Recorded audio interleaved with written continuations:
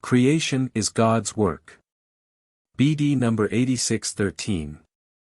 September 11, 1963, my works of creation demonstrate my infinite love for you, my supreme wisdom and my omnipotence. Because they solely originated for the sake of salvation, for returning the once fallen spirits. Thus the entire work of creation is the expression of my infinite love because it was especially intended for the spiritual beings which opposed me, which therefore rejected my love and likewise were no longer worthy of my love.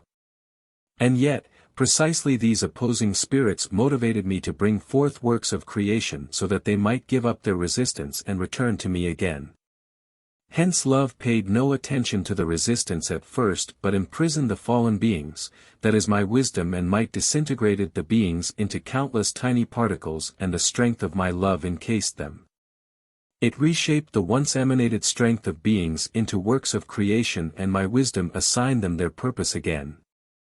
Love, wisdom and power were constantly at work for the emergence of a work of creation, consequently, the creation was and is, in the true sense of the word, divine work which testifies of my fundamental nature and should appear to you humans as the greatest miracle, if you seriously think about it. And this creation will remain a miracle, for the works are not lifeless things but change constantly.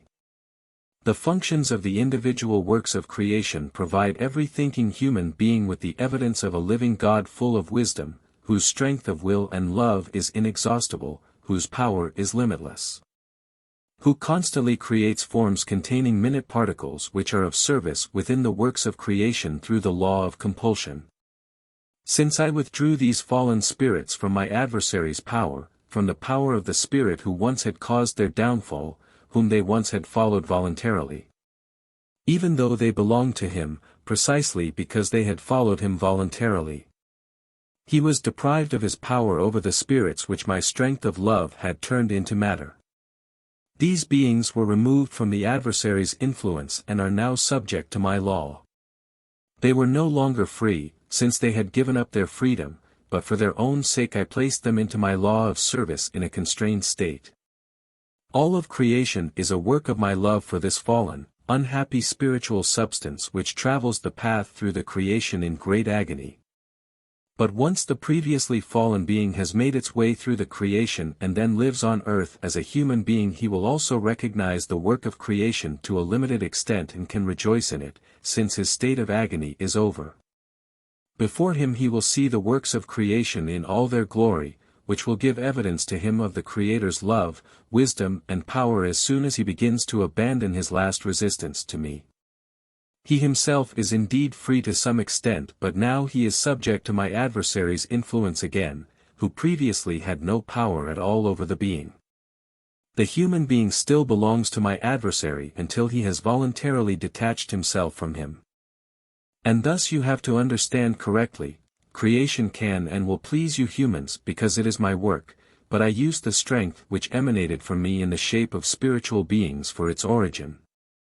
I simply reshaped them into my love and wisdom's most diverse creations. But they are nevertheless the fallen spirits in substance, thus part of my adversary, and they will remain so until they, entirely redeemed, return to me again. You humans do not see the fallen spirit in creation but only see the works of my love, and you may enjoy them, you may recognize me myself therein and consider yourselves fortunate to have covered the path through my creations already and are nearing your perfection. But you should also remember that the real world is a spiritual world which can only be seen by someone with spiritual vision. That everything visible to you humans is but a pale reflection of this real spiritual world. You should remember that all matter is hardened spiritual substance and that this solidification was again only the result of the resistance to me, the rejection of my strength of love. Then you will also understand that the material world in its substance is spirit in opposition to me, which my love and wisdom merely oblige to be of service in order to break its resistance and to return it to its original state once again. Hence the solidification of spiritual substance was caused by the being's apostasy from me, and therefore the hardened spirit substance still belongs to my adversary until it is spiritualized once more. However, This does not prevent me from removing his power over this spirit substance and reshaping it into all kinds of creations for the purpose of its final, voluntary withdrawal from him and return to me.